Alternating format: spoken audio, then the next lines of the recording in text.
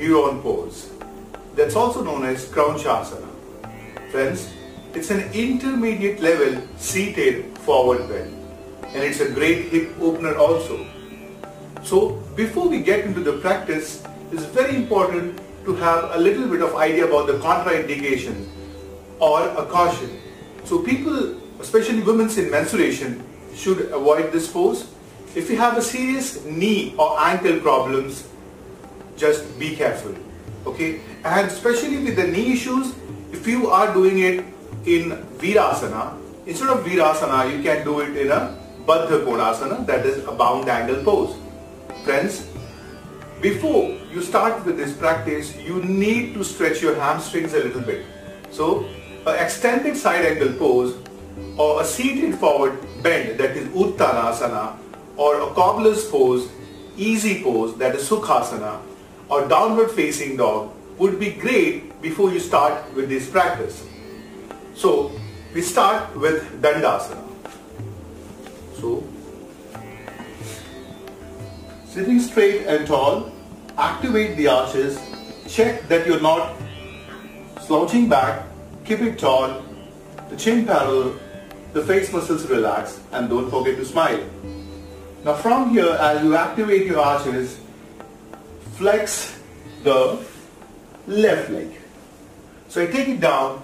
Now friends, if those people who have knee issues, they can do the same posture by keeping the legs like this. That's also completely fine.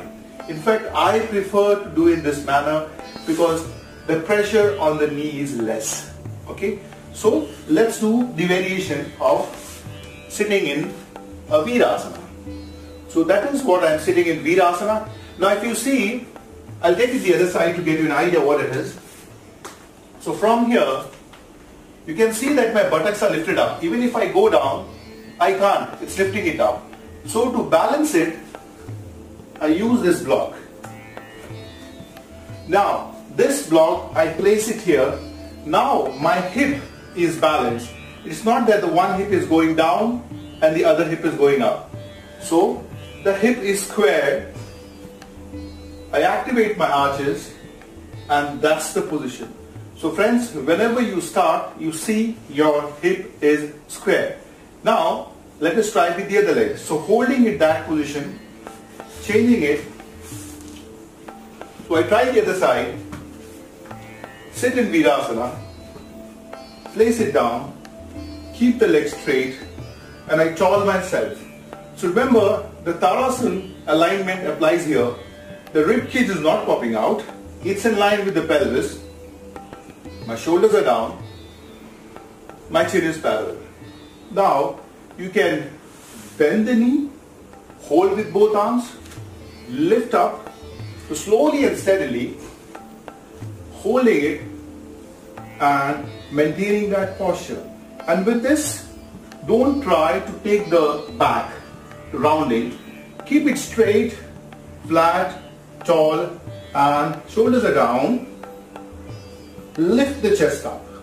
You can bend the knees, that's completely fine. Slowly and steadily you can straighten it out. Activate it, shoulders are down, and breathe. Keep it tall, keep lengthening. Inhale, lengthen the spine.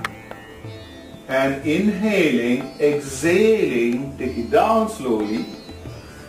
Stretch your legs out and just shake a little bit, just to release that stretch.